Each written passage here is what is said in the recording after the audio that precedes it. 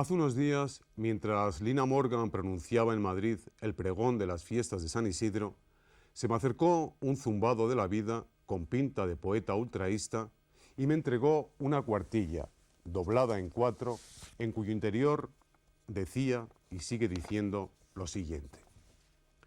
Imagínese al Cid campeador postrado en su lecho de enfermo, el que tantas veces burló a la muerte dando grandes saltos en los campos de batalla, el que ofrecía sonriente su pecho a todos los peligros, helo ahí, pobre espectro doliente y resignado.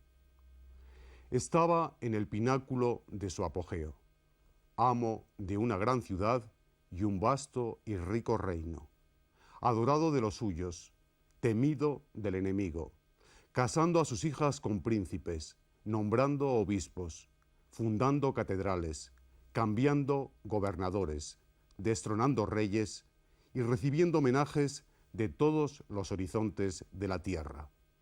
Y de pronto cae de la cima de su gloria al lecho de la agonía. Una amargura de fatalidad se desploma sobre la creación y los hombres. Alvar Fáñez se acerca al moribundo y le pide que le diga su última voluntad. Mío Cid responde: yo, Rodrigo de Vivar, llamado el Cid campeador, vencedor de las naciones moras, quisiera conocer a Lina Morgan. Para no pecar de anacronismo, aquel conocimiento resultó prácticamente imposible. Pero ustedes van a poder ver hoy, en tatuaje, lo que ni el Cid pudo atisbar. Un ensayo general con esa gran actriz llamada Lina Morgan.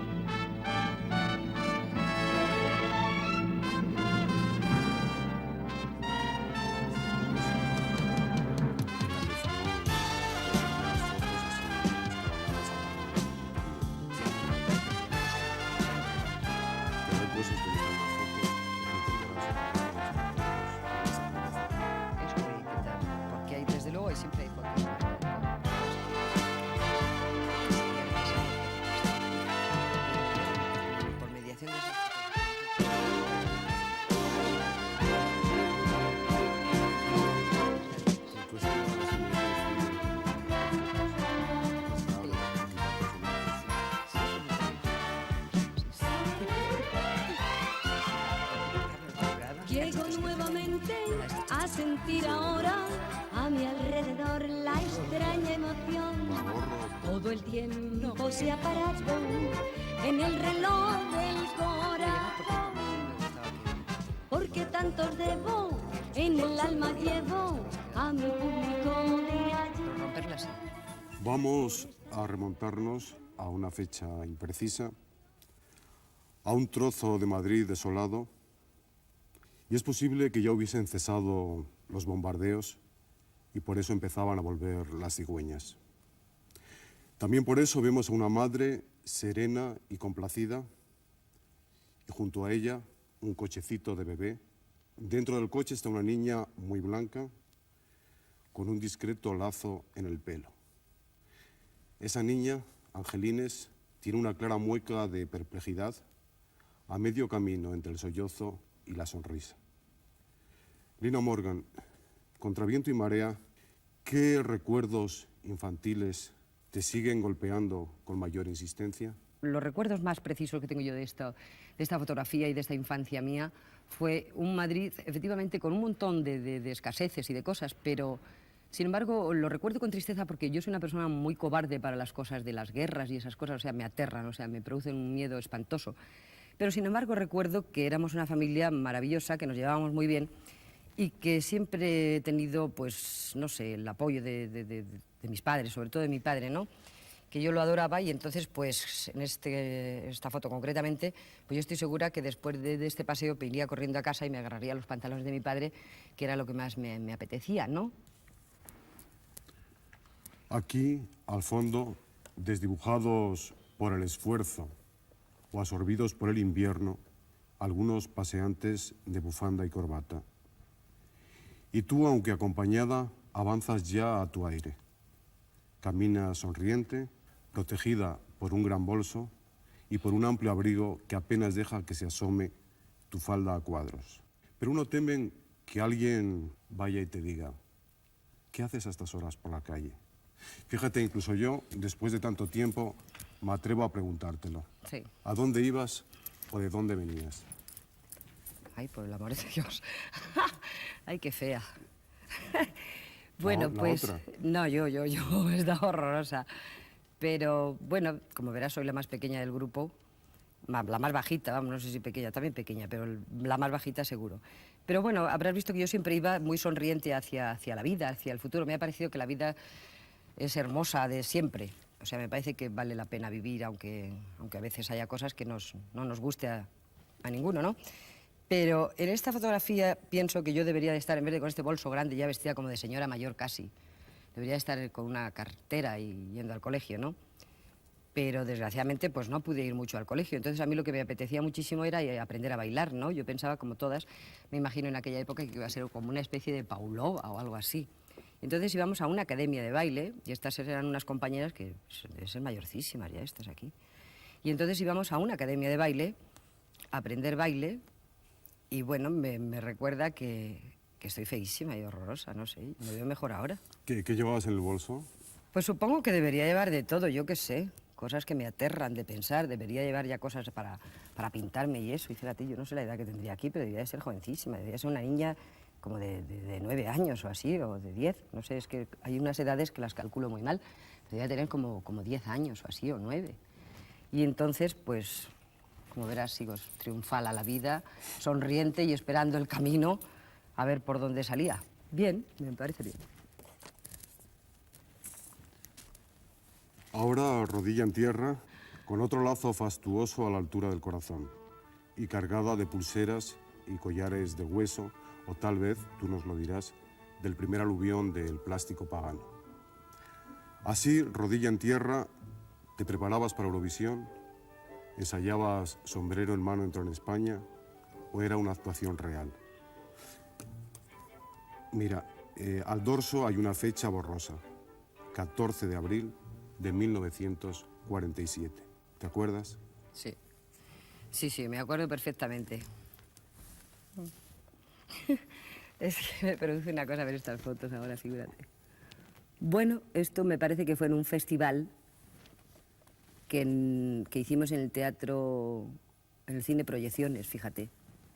Un festival y yo bailé aquí una cosa que se llamaba el Antequerano. Nada de Suspiros de España, ni nada de eso, el Antequerano. Y entonces, pues, yo bailé allí como tantos niños, bailábamos.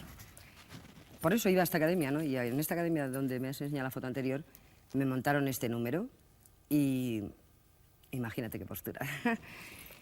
Bueno, recuerdo, ya te digo eso, que no iba al colegio porque me divertía mucho no ir al colegio. He sido muy rebelde para la cosa de estudiar, cosa que hoy me arrepiento, pero bueno, ¿qué voy a hacer? Pues bailaba, que me gustaba muchísimo, me parece que mi vida estaba más por el camino de bailar. Cosa rara, porque yo en mi familia, fíjate, yo no he tenido nadie, ni una tía graciosa, ni un primo, nadie de mi familia ha querido ser de teatro, no le ha gustado, no han tenido oportunidad, no lo sé. Pero yo desde pequeña siempre he sido la persona que más le gustaba el teatro y el mundo del espectáculo y bailar y cantar y todas esas cosas, ¿no? Y entonces fui a este homenaje y después creo que me presenté en un programa, Hacia la Fama o algo así se llamaba el programa. ¿Un programa de radio? Un programa de radio, sí, pero no gané tampoco nada. Nada. Un desastre, no, un desastre, no gané nada.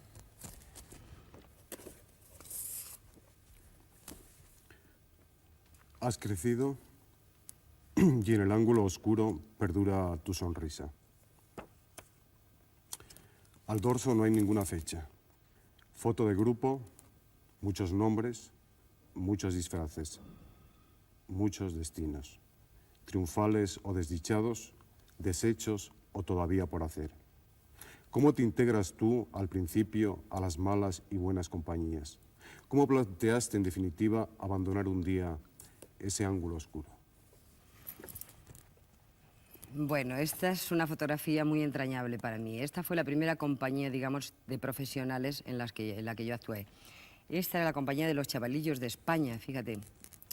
Y esto me parece que era en el Teatro Gran Vía de Madrid.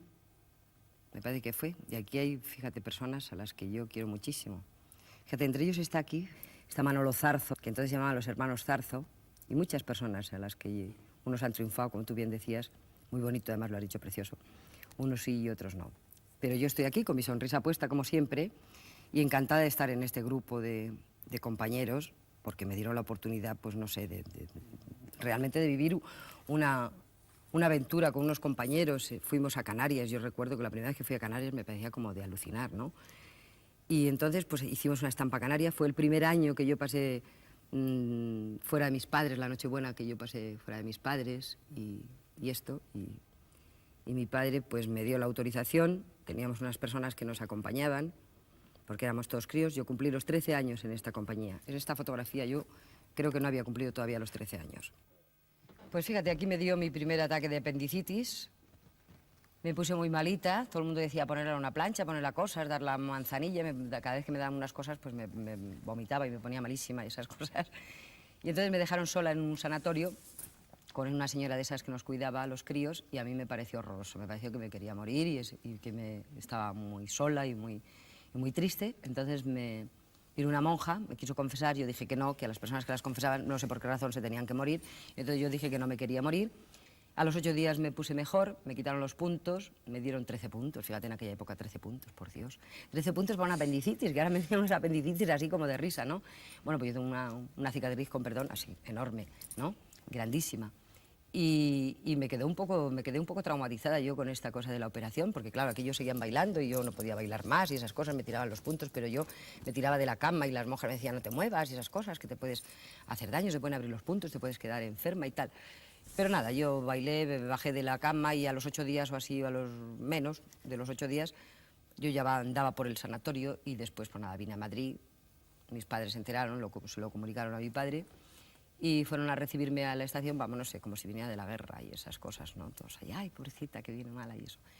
Y me hizo mucha ilusión pues llegar a la estación y ver a todos mis hermanos y a mis padres que venían a recogerme y luego me reincorporé otra vez a la compañía.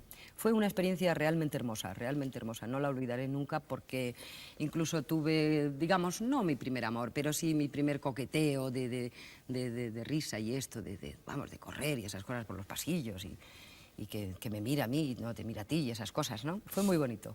Invierno de 1952.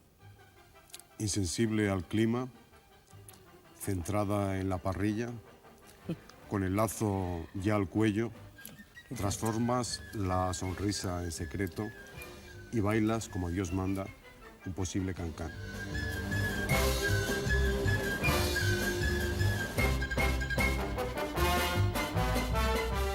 También tu hermana Julia te acompaña en la danza.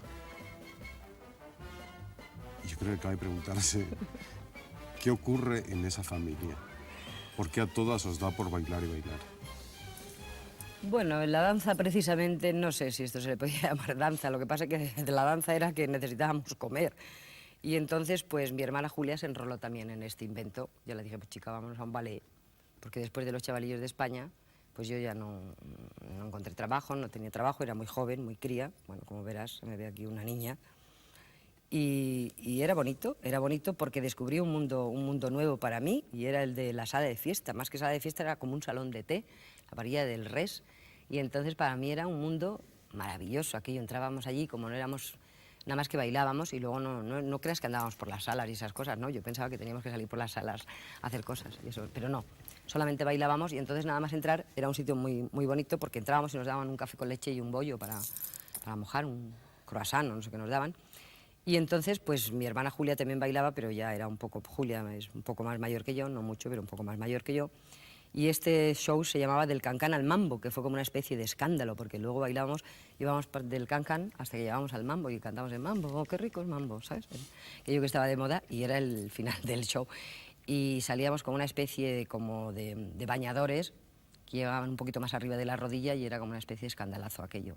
Pero estaba de solista, ¿eh? Como verás, estaba yo aquí ya de... Es muy evidente. Vamos, estaba yo aquí de solista y bailaba yo ya. Y luego, pues nada, después de esto intenté irme a Italia, como te decía, con mi hermana que se fue en el ballet, pero yo ya no me dejaron salir por la edad, me hicieron el pasaporte. Y entonces de ahí me enrolé en una compañía muy hermosa que a mí me divertía muchísimo. Era una compañía de Rafael Farina, fíjate, las vueltas que da la vida, ¿no? Y me fui al Teatro Victoria a hacer una cosa que se llamaba la copla andaluza. Y entonces, como yo no era muy flamenca y eso, pues nada más que teníamos que, las que íbamos así como de bulto y de conjunto, nos sentábamos con un traje de gitana, a mí me tenían con un traje de gitana sentada en un ese del escenario, dando palmas. O sea, las palmas te puedes imaginar cómo las daba, no tenía ni idea, ¿no? Pero también fue una experiencia bonita. Me separé de mi hermana, me dio mucha pena, porque mi hermana y yo siempre nos hemos llevado muy bien. Realmente nosotros nos hemos llevado muy bien todos, hemos sido una familia que nos hemos llevado muy bien. Y entonces pues me sentí como muy sola y fui a trabajar a Barcelona y me encontré como muy sola, pero en una compañía totalmente distinta, no tenía nada que ver, ¿no?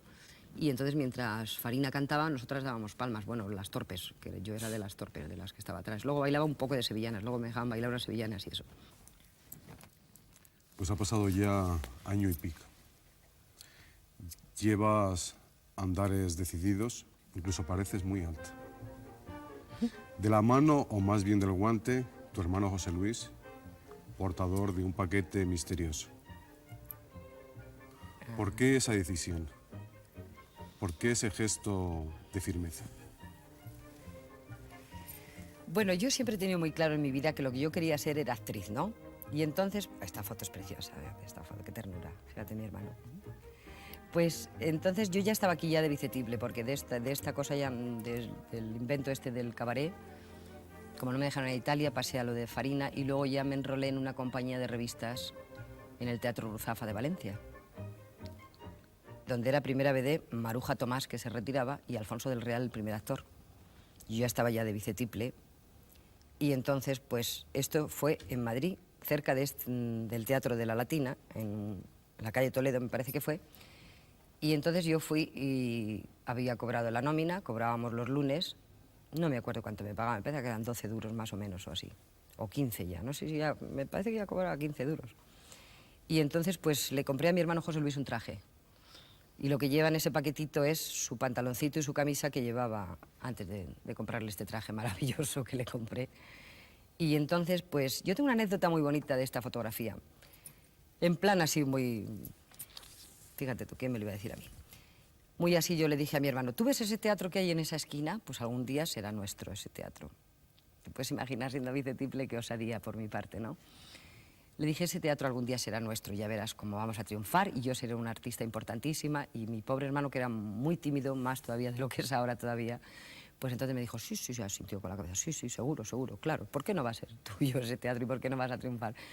Aunque mi hermano José siempre ha sido un hombre que ha tenido mucha fe en mí, pero en esta época, comprenderás, no tenía ninguna fe para nada, no la tenía ni yo, pero me sugestionaba a mí misma. Yo he sido una mujer muy decidida y muy valiente en según determinados casos. En las cosas más graves soy valiente, en las cosas pequeñas me asusto mucho, me siento como una especie de animalillo, ¿sabes? Pero en los casos graves, cuando hay que decidir cosas y cuando hay que decir, bueno, pues esto o esto, pues entonces sí sé decidir. Ahora no, porque yo estaba realmente no sola. En estas cosas del mundo del espectáculo, en esa época estaba prácticamente sola, ¿no? Porque ninguno de mi familia, te vuelvo a repetir, conocía nada. Mi hermana estaba fuera, luego también mi hermana se enroló en una compañía de revistas, se hizo bicetiple también. Y entonces me encontraba realmente sola en algunos momentos, pero sin embargo siempre he sido una mujer que tenía muy claras las cosas. En cuanto había que luchar, sabía que nada me iba a ser fácil en la vida porque no he sido una belleza nunca, he sido una mujer mona, hombre, claro, porque a los 20 años o a los 15 o a los 17 casi nadie es feo, ¿no? O por lo menos yo no me encontraba fea. Casi nadie es feo, hay los 15 años los que dicen casi, es verdad, casi nadie es feo. Y yo no era fea, era más bien, bueno, resultona, diría yo, más que guapa, ¿no? Pero yo creo que tenía bastante atractivo y que era una mujer que tenía que luchar con algunas armas que en aquella época se llevaban unas bicetiples o unas señoritas que bailaban muy hermosas, altas, bien de todo, ¿no? Y entonces yo no tenía de nada.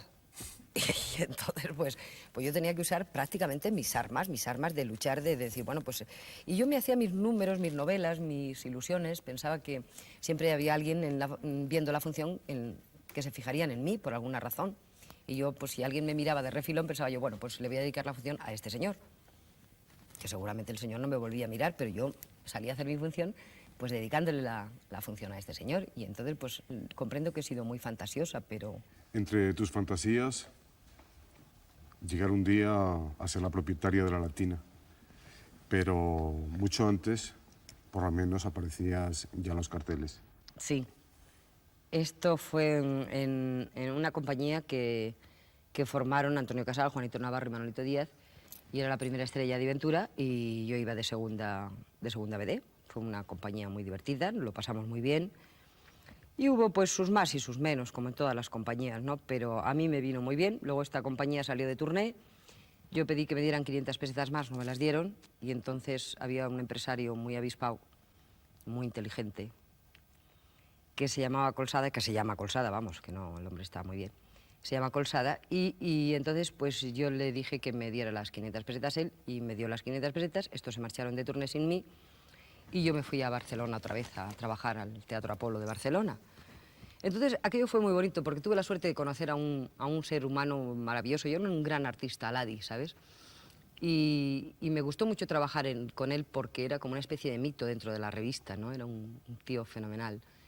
Y hacía un número con él. Hacíamos una especie de parodia del no tengo edad para amarte. Y entonces era muy bonito porque me lo cantaba a mí, yo se lo cantaba a él, era muy bonito. Él era también un poco más mayor que yo.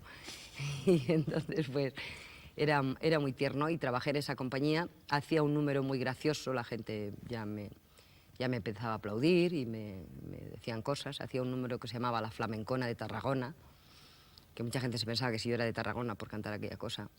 Y Pues la de flamencona flamencona no se prestaba a dudas, ¿no? No. Y entonces hacía un número más o menos cómico, bueno, más cómico. Y era muy divertido, salía con una bata de cola muy larga, que empezaba yo a salir por el escenario, no terminaba nunca de salir la bata de cola. Cuando llegaba al final del escenario, pues la bata de cola todavía estaba saliendo, entonces esto les divertía mucho. Creo que era un número muy divertido, con una flor maravillosa que me ponía aquí muy así. ¿Algún lazo? No, los lazos, fíjate, solo los llevaba de pequeña. Luego ya de mayor lo de los lazos no... Al cuello lo tengo ahora mismo, pero vamos, no, lazos no... Y bueno, mi vida pues ha ido eso, de compañía en compañía, de revistas en revistas. Siempre he trabajado en revista, casi siempre he trabajado en revista. Sigue pareciéndome un género muy bonito, muy difícil y muy divertido y muy alegre, y donde aprendes muchísimas cosas, de verdad. Tu hermano José Luis, en tanto que empresario, ¿qué ha supuesto para tu carrera?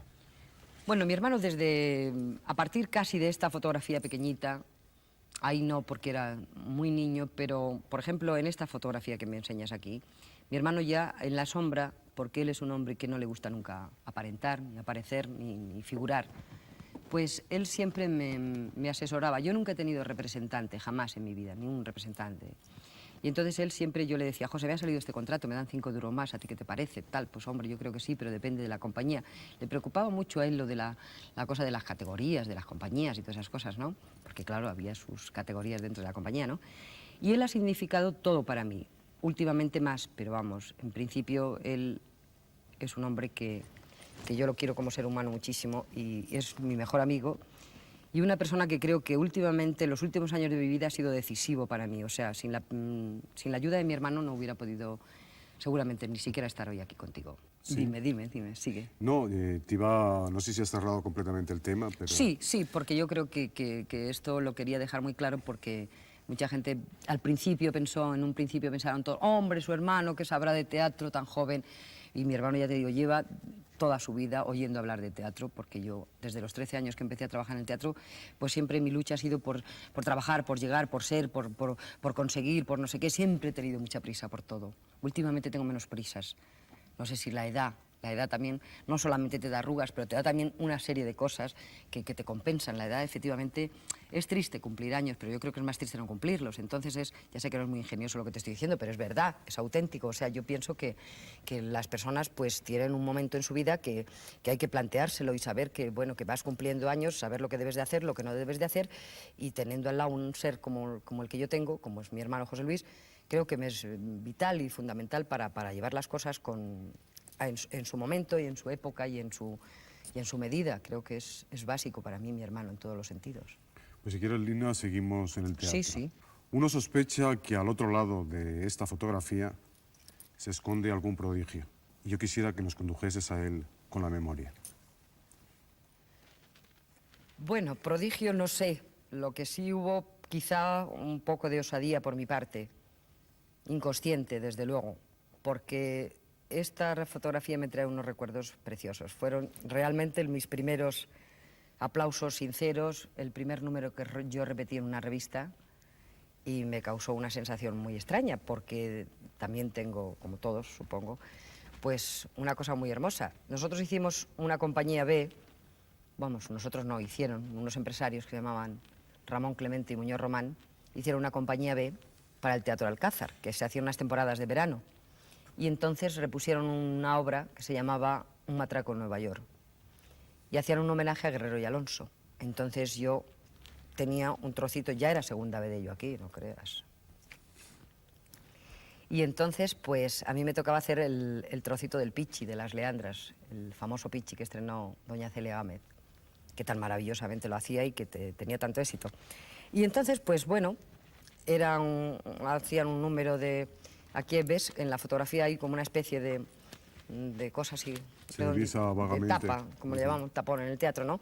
Que se levantaba y entonces salían tres señoritas cantando, tres vedés, porque en el teatro antes, ahora no, antes había chicas de conjunto, yo he sido chica de conjunto, he sido tiple, vicetiple, modelo y luego figuritas, o sea, figuritas, y luego vedetitas y luego, no sé, había muchas cosas, que ahora ya eso es otro sistema, sobre todo en nuestra revista.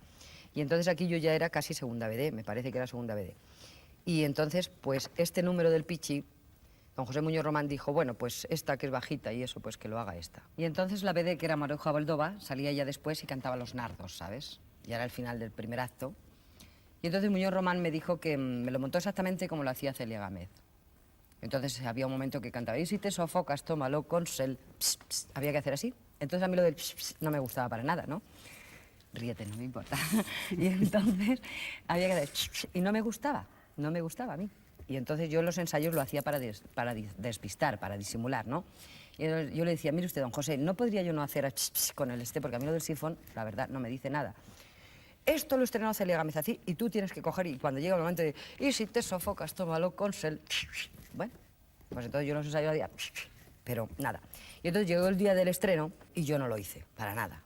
Lo que sí hice muy bien fue tirar el cigarrillo, había que tirar el cigarrillo así y darle con la pierna, con el talón y caer la colilla, ¿no? Entonces lo hice, pero no, me dijo, tú, si te aplauden o no te aplauden, es igual, sales. Y te metes para adentro y te vas a tu cuarto. Ya luego salíamos todos los personajes que habíamos intervenido en el final del primer acto, salíamos a saludar cuando la BD había terminado de cantar Los Nardos, ¿no? Y entonces yo cogí, hice mi pichi, di mi patada, no hice pchipsiu, y me fui para mi camerino. Y entonces vino Corre que te corre, oí unos aplausos, pero también pensé, bueno, al salir la BD cantando Los Nardos y esas cosas, ¿no?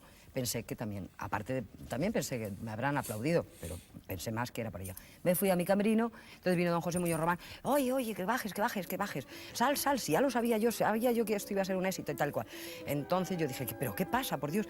¿Qué pasa? Si es que se me ha olvidado lo del sifón, yo enseguida, se me ha olvidado lo del sifón, no me regañe y tal. Dijo, no, pasa, baja, que tienes que repetir el pichi. Entonces Maruja Boldova tuvo un detalle muy elegante, y Manolo Gómez Burr, que aparte que yo lo quiero mucho y es muy buen actor y es muy, muy amigo mío, fíjate, Manolo Gómez Burr es curioso porque fue uno de los primeros actores que a mí me vio en el teatro y me dijo, porque Manolo tiene mucha costumbre de decir, cuando ve un actor dice, este comerá del teatro. Y a mí me dijo, tú comerás, tomarás café, y puros no porque no fumas, pero tomarás café, comerás, tomarás café y copa, me dijo, del teatro. Y entonces esto a mí pues, me dio, la verdad, mucha moral. Entonces este día yo hice mi pichi, bajé y repetí 3 veces el trocito del pichi. Entonces me sentí, te puedes imaginar.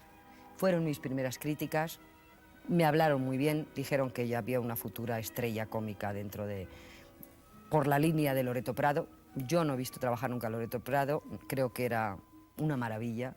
Creo que con 60 años hacía papeles de niña y la gente se lo creía, cosa que no tardando mucho yo lo haré. Y entonces les quedará muy bien y se lo van a creer también, como esto siga así. Y creo que tenía un encanto especialísimo y entonces a mí las primeras críticas que me hicieron en Madrid hablaban de que yo era una sucesora de Loreto Prado, cosa que me ilusionó muchísimo. Y entonces, pues esta es la historia de este famoso pichi. Después casi siempre he hecho un pichi o un chulillo en las revistas y han tenido mucho éxito, la verdad. Yo me pensaba que yo lo hacía Irina, muy yo bien. creo que también tenía mucho éxito la manera de dar la patada a la colilla, pero Sí. se cuenta que a costa de bastantes quemaduras. Sí, porque ¿sabes qué pasa? Que como esto había que hacerlo tarde y noche, y yo normalmente ya desde ese día casi siempre lo repetía, unas veces más, otras menos, pero lo repetía casi todos los días. No 3 veces, pero 2 veces y lo repetía, ¿no? Entonces, al dar la... porque es que tenía su ese, no te creas, su detalle, ¿no? Había que darlo no con el zapato, sino justamente con el talón, no, un poco más arriba, el tobillo, con el tobillo. Había que darlo con el tobillo. Claro, de tanto dar la patada, siempre la colilla, normalmente, casi siempre me quemaba. Entonces, esto me incordiaba muchísimo porque me rompía la malla. Y las mallas en aquella época no las teníamos que pagar nosotras. No nos las daban, nos las pagábamos nosotras. Y unas mallas en aquella época costaban un dineral, por lo menos las que no teníamos un céntimo. ¿Ahora quién paga las mallas? Ahora la empresa. Está bien. Claro, ha mandado. Y entonces pues tuve pues una quemadura en este tobillo izquierdo, pero bastante tiempo, ¿eh? Me tuve que poner un esparadrapo y bueno, pero lo de la quemadura efectivamente es verdad. Y toda la historieta de tu gesticulación tan particular de beatas, golfas, pendones y gente humilde. Pendones no, un no es poquito, verdad, no he hecho pendón Siempre hay nunca. una hermana en ti Todo lo que contrario, es medio no. así, ¿no? No, en las gemelas había una que En era el un fondo poco... buena. Era progre, pero no era pendón. Era una chica moderna y la otra era un poco beata, que estaba loca por ligar y nunca ligaba. Tú lo llamas así, ¿no? Sí, bueno, yo es que pienso que es así. Yo el personaje realmente lo veía así. Veía una chica de hoy en día, más o menos, ¿ves? Como Loreto Prado, porque con mis años no se puede hacer una chica de hoy en día, pero yo lo hacía y la gente se lo creía, ¿no? Y entonces, efectivamente, yo hacía, por ejemplo, en Vaya Par de Gemelas, hacía una hermana progre y otra que era una beata. La hermana pendón era la otra, la BD. Yo no. Yo era la beata, la que le pedía dinero para dárselo a los pobres. O sea, siempre he sido una santa. Lo que pasa es que casi todas las revistas lo que he hecho ha sido más o menos de, ¿cómo te diría? De despendolada. De despendolada en el sentido de querer casarme y todas esas cosas, ¿no? Debe ser una frustración de mi vida, de real. ¿Me entiendes? Entonces yo lo que quería era, pues en todas las revistas siempre, ¡ay, mi novio, el casarme! ¡Ay, Dios mío, qué bien!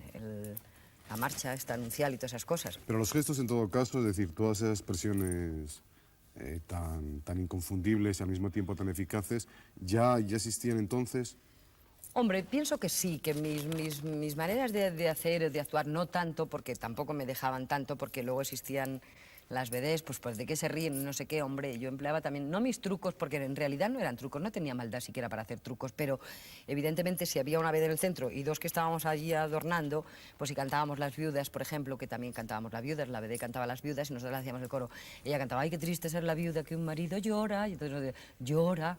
Pues al decir llora solo, pues yo no hacía llora solo, yo de repente decía llora, por ejemplo, ¿no? Y toda la gente se reía. Y la BD dice, ¿de qué se ríen? ¿De qué se ríen? Entonces yo me hacía como un poco la loca, ¿no? No sé, les habrá gustado, yo qué sé, ¿comprendes?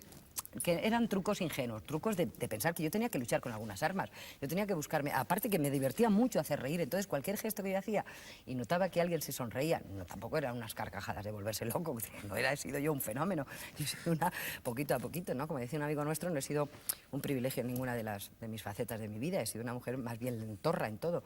Y entonces, pero estas cosas sí que me daban ánimo para seguir adelante, ¿no? Y entonces, pues si yo notaba que un señor o dos o varias gentes se sonreían, decían, ja, ja, pues mira qué gracioso, y notaba que yo decía, aquella, la morenita, aquella bajita, es muy simpática, o a mí me lo parecía, o me hacían mis ilusiones, ¿no? Y hacía mis truquitos, pues para que me miraran, porque claro, si salía una señora guapísima, impresionante y todas esas cosas, pues ¿qué iba a hacer? Algo tenía que hacer. Y a mí, como me gustaba mucho el que la gente se riera, pues yo hacía cosas, las llevaba a mi terreno. No podía yo hacer en plan frívolo ay, qué triste ser la viuda que un marido llora, llora. Pues no sé, yo decía llora, y la gente se reía. Entonces todo esto a mí me ha ido dando mis gestos, pero no me los ha enseñado nadie. No sé si son buenos o malos, creo que eficaces está claro que sí lo son. No sé si son de calidad o de no calidad, da igual, no importa. Pienso que cuando se sale a un escenario lo importante es traspasar una barrera que hay, que no se sabe por qué. Hay una barrera siempre entre el espectador y el actor. Y entonces lo importante es pasar esa barrera y comunicarles algo. No sé si bueno o malo, regular, pero decirles que estás aquí, que estás viva y que te noten y que te sientas y que tú sientas al público como por ti, ¿no? Y no sé, a mí una persona me dijo que yo tenía la habilidad de sentarme en el hombro de cada espectador cuando yo salía al escenario. Vamos, hipotéticamente, ¿no? Por la cosa de ponerme aquí. Pero quiero decir que efectivamente yo ahora, a través de los años, cuando salgo en un escenario, me preocupa mucho que la gente, pues, exista comunicación. Creo que esto es vital en el teatro. Ya sé que a lo mejor otros dirán qué barbaridad, qué horror, qué cosas dice esta señora. Un actor es un actor y el público no tiene nada que ver. Pero a mí me gusta comunicarme con el público, me gusta hacerle cómplice de mis cosas.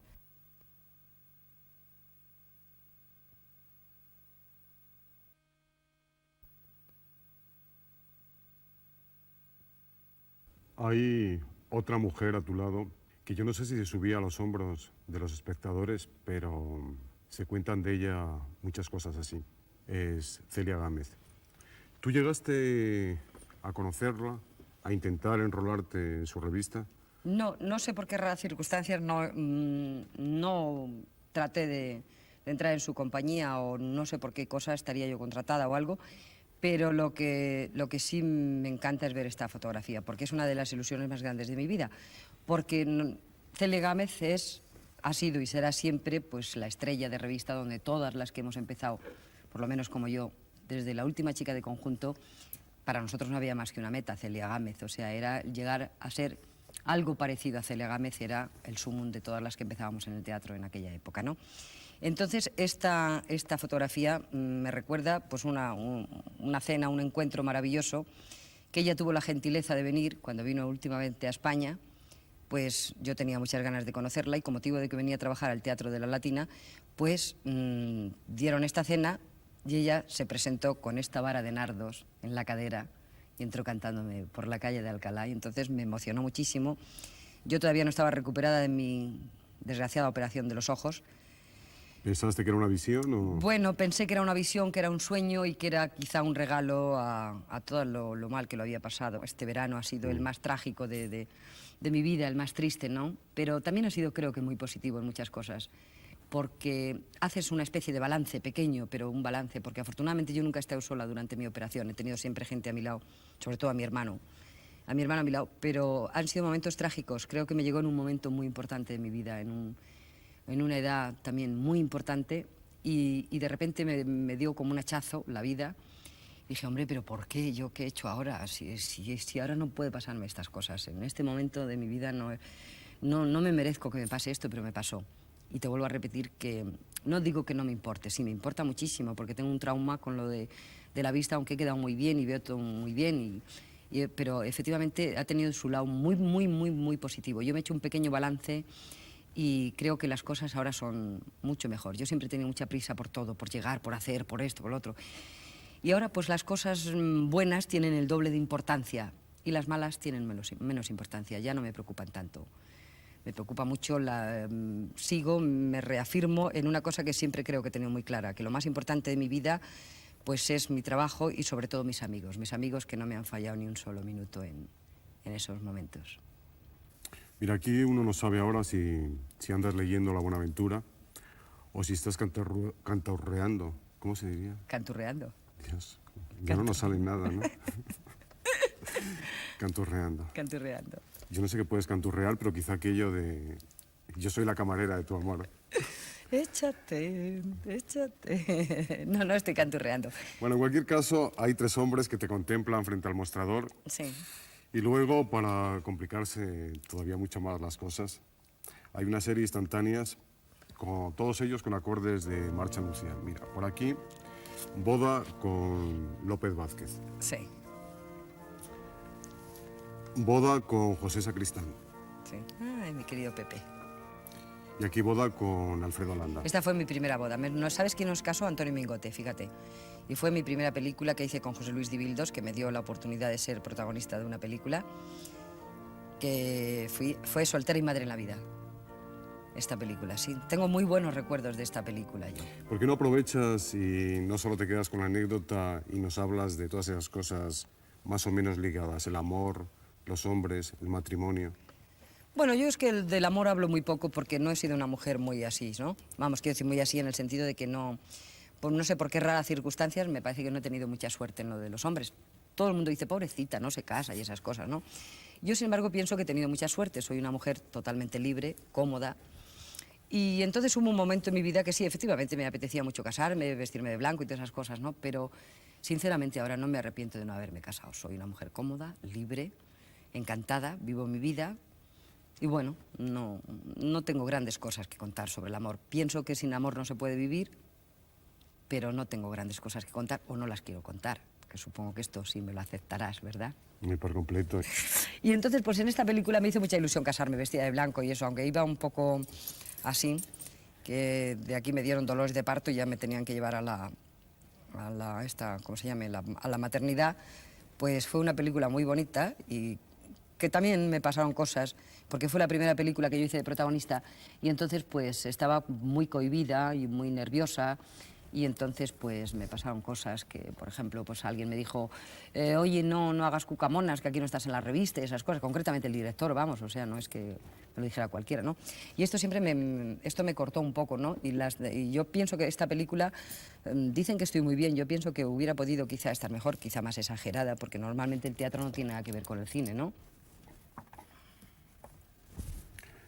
Los niños de mentira, los niños de verdad, los niños propios, los niños impropios, los niños soñados, los niños no soñados, los niños.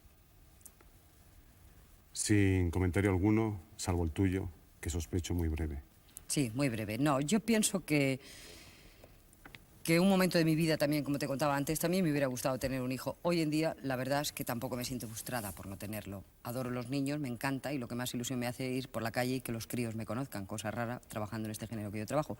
Pero yo creo que esta fotografía concretamente, yo creo que lo que más frustración hay es una niñez que por circunstancias que hemos visto a lo largo de esta entrevista, yo no he podido tener, no he podido jugar con muñecos, primero no había dinero, después no había tiempo para jugar porque me puse a trabajar muy joven. Creo que esa es la explicación de estar siempre rodeada de cosas, de muñecos, de cosas de estas. Lina, mientras te vemos en mitad de la viña del Señor, sí. Respóndeme si quieres. Sí. ¿Prefieres el trabajo o la oración? Prefiero el trabajo. La oración rezo todas las noches, porque yo soy católica y creo en Dios, porque quizás sea demasiado cobarde y para vivir en este mundo en el que vivimos necesito creer en algo para seguir viviendo dentro de mi alegría y de mi vida y de mi todo, que todo afortunadamente, con mucho trabajo y mucha lucha, pero es necesario. A mí me ha servido de mucho creer y rezar durante mi enfermedad, por ejemplo, y durante cosas que me han pasado en mi vida, me ha ayudado mucho el tener fe, el creer en algo, y yo concretamente creo en Dios. Entre Rafael de León, autor de hermosas canciones populares, Este y fue Montserrat un día... Caballé, Sí. y Montserrat Caballé, intérprete del bel canto, ¿tú con quién te quedas más? Hombre, yo me quedo con los dos, imagínate tú. Este día fue muy bonito para mí, desgraciadamente fue la última salida, creo, de Rafael de León, a quien yo admiraba muchísimo y sigo admirando, pero este día me dieron el premio Miguel Miura, que significó muchísimo para mí. Vamos a hablar después de ello. Y entonces, pues, el hacerme una fotografía con Montserrat Caballé, imagínate lo que fue para mí. Era la primera vez que Montserrat Caballé veía una revista. Y entonces se sintió como muy sorprendida cuando de repente empezó a sonar la música y dijo, pero aquí hay música también. Y entonces, al finalizar la representación, ella se puso de pie, tenía una risa maravillosa, tiene una risa encantadora, se reía, se tapaba la cara con el programa, porque ella no había visto nunca este tipo de trabajo, ¿no? Por su trabajo, por su género, pues ella se dedica a otras cosas, como es lógico, y entonces no había visto nunca una revista, no se sabe por qué. Y entonces, pues, se puso de pie cuando terminó la función y a las personas que estaban a su lado decían, pero ¿cómo es posible que todo el mundo no se ponga de pie y diga bravo? Pero si lo que ha hecho es como una cosa increíble lo que hace esta señora, es una maravilla. Después entró, es una mujer que rebosa humanidad y, bueno, ¿qué voy a decirte de ella como cantante? Chapó. La política y el espectáculo. Sí. El espectáculo y la política. Sí. ¿Piensas que ha de existir una relación más o menos buena entre el uno y la otra? Pues no lo sé, depende. Cada uno enfoca su carrera como mejor le va. Yo pienso que la política no tiene nada que ver con mi tipo de trabajo ni tampoco con mi manera de ser. Me apetece mucho, me parece que los políticos deberían de preocuparse mucho por el teatro. De hecho ya lo hacen, pero no de todo, sino de algún tipo de teatro, de otro tipo de teatro, lo ignoran. Entonces, si yo he contribuido a que ciertos políticos de unas ideas y de otras hayan venido a ver nuestra revista, me parece que es muy hermoso, porque siempre a uno le apetece, o al menos yo soy vanidosa para esto, me apetece que vengan a verme gente de todo tipo, ¿no? Yo trabajo para todo el mundo y me hace mucha ilusión. Este día concretamente, don Alfonso Guerra, el vicepresidente del Gobierno, me dijo que tenía una fotografía mía de hacía 25 años, que se la había dedicado yo en el Teatro San Fernando de Sevilla. Y entonces me dijo que él no era muy aficionado a coleccionar fotografías, pero solo tenía una fotografía mía dedicada, que la conservaba, y una de una actriz italiana, que no recuerdo el nombre que me dijo, porque me puse muy nerviosa, las cosas como son, porque no lo esperaba. Yo le dije, ¿qué tal, señor vicepresidente? Muy fina yo. Y entonces él pues me dijo, hombre, llámame tú, si tú y yo te conozco, y tú y yo nos conocemos. Entonces, pues la verdad me hizo mucha ilusión, porque normalmente dedicar una fotografía pues siempre es bonito. Seguramente esta sería una de las primeras fotografías que yo he dedicado en mi vida, porque tendría 4, no tendría más, pues no tendría dinero para tener más fotos. Y entonces, si la conserva, pues me hace mucha ilusión. Cuando alguien, no solamente que la conserve él, sino cuando un señor viene de repente y dice, en esta fotografía hace 20 años que usted me dedicó a esta fotografía, me hace mucha ilusión que guarden esa fotografía. Entonces, que me lo dijera él esa noche, precisamente, cuando yo pensaba que ni me conocía ni sabía quién era, pues me hizo mucha ilusión, las cosas como son, que se da vanidad.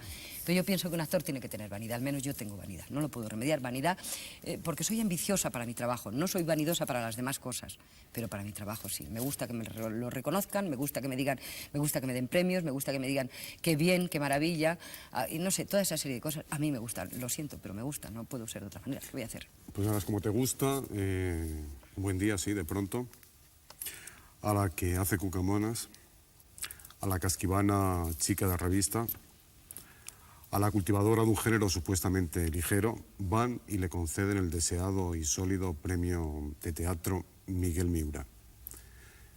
Sinceramente, ¿te sentiste vengada? Hombre, tanto como venganza, no. Desde luego venganza no, pero sí sentí una gran satisfacción y una, no sé, una especie de satisfacción, no solamente por recoger yo el premio, sino por lo que significaba para este género, como tú bien has dicho antes, pues un poco maltratado, un poco, quizá a veces con razón. Tampoco voy a ser tan eso de decir siempre lo hemos hecho muy bien. No, efectivamente nunca lo hemos hecho, siempre no lo hemos hecho muy bien. Pero este ha sido, no sé, el premio, todos los premios tienen mucha importancia para mí, todos. Pero bueno, concretamente este me recuerda cosas maravillosas. Sé que incluso personas que no sé por qué razón me quieren mucho más quizá de lo que yo deba, pues influyeron muchísimo para que me dieran este premio. Y entonces pues me sentí francamente orgullosa, francamente feliz. Fue como digamos, como abrir un poco la puerta esa que siempre se te cierra, que siempre... Yo he tenido siempre a mi lado algo que no me ha fallado nunca, el público, pero dentro del mundo del teatro hay otros mundos, hay otro mundo que se mueve por otros hilos que desconozco. Y entonces siempre había una especie de barrera ante esa puerta y yo que no me dejaban nunca pasar, que siempre hacían chacha, como si te fueran a abrir, pero que como no, ¿no? Y a partir de esto te puedo asegurar que creo que esa puerta, si no está abierta del todo, al menos tengo una rendija por donde poder pasar. Y es muy hermoso para mí. Después de haber luchado tanto tiempo, me parece que es muy hermoso. Suele decirse, si autores como Antonio Gala tuviesen escrito pues, obras de otra especie, de otro género, ¿piensas que el gallo te habría cantado mejor o peor? Pues no lo sé, realmente pienso que un momento de mi vida pensé, ¿por qué estos autores que escriben estas cosas tan hermosas, que dicen tantas cosas, que yo pienso que las puedo decir también muy bien? O al menos creo que todos los actores pensamos que podemos hacer muchas cosas, que podemos hacer, vemos un papel y decimos, Dios mío, ¿cómo estaría yo en ese papel, no? Pero luego te entra el miedo de verdad, la sinceridad contigo misma y dices, quizá yo no sería capaz de hacer estas cosas.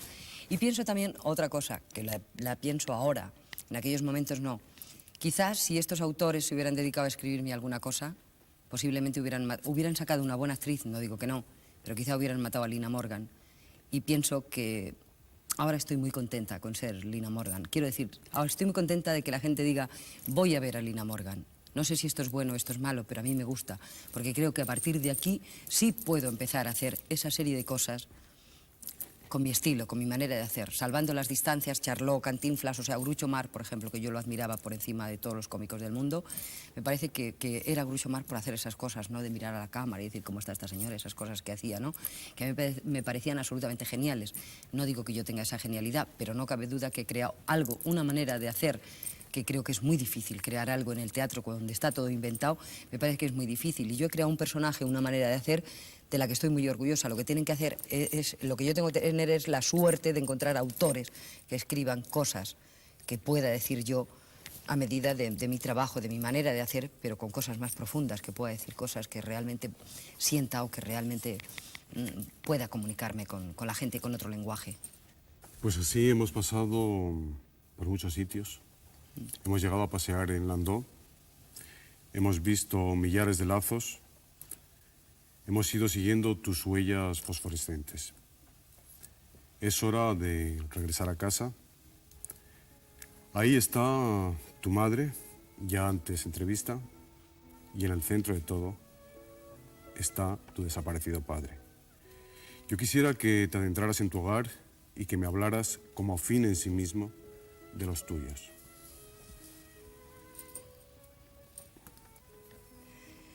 Bueno, es un poco difícil, ¿no? Porque, verás, pienso, como te decía en principio de la entrevista, hemos sido una familia muy unidas. No sé, hemos compartido todo, las alegrías, el poco dinero, también el dinero, nuestras desgracias, nuestras penas, nuestras alegrías, pero mi casa se ha quedado vacía. Siempre hemos sido una piña, ahora somos una piña más pequeñita. No está mi padre. Y mi padre era el ser más importante que yo he conocido en mi vida. El ser humano con una, no sé, con una humanidad. Y un ser que ya va a hacer 3 años que no está con nosotros, pero que yo lo noto, sigue estando a mi lado. Pienso que todavía voy a llegar a casa y me voy a recoger en sus pantalones. Era un... No sé, era un padre fuera de serie, era todo, no sé, aquí estaba ya muy enfermo, muy malito, pero, bueno, no sé. Somos una familia hermosa y ahora pues somos menos hermosas porque no está él. Él le daba, sin ser un hombre que apenas, pues, incordiaba ni molestaba, te daba buenos consejos y eso, pero le echamos mucho a faltar todos. Lina, yo no quisiera que te adentraras en el sufrimiento. No. Sí, imagina por un momento que todo esto ha sido una representación teatral. Sí. Imagina que yo quiero poner a prueba tu instinto de gran actriz y te pido un cambio brusco de despedida. No porque sea una exigencia del guión, no porque está apuntado en el libreto, sino para cerrar el álbum no con esas lágrimas que ocultas, sino de otra manera. Lina, por favor, ¿puedes dibujar en tu rostro una sonrisa? Por supuesto que sí. El teatro es así y yo pues tengo que seguir adelante y la vida es hermosa y estoy segura que mi padre estará siempre a mi lado. Mis amigos, mi familia y el público, estoy segura de que no me va a dejar nunca. Lina, gracias por esa sonrisa. A ti. Se dice de mí, se dice de mí, se dice que soy fiera, que camino a lo maleva, que soy chueca y que me muevo con un aire compadrón, que parezco como un pavo, mi nariz es puntiaguda, la figura no me ayuda y mi boca es un buzón.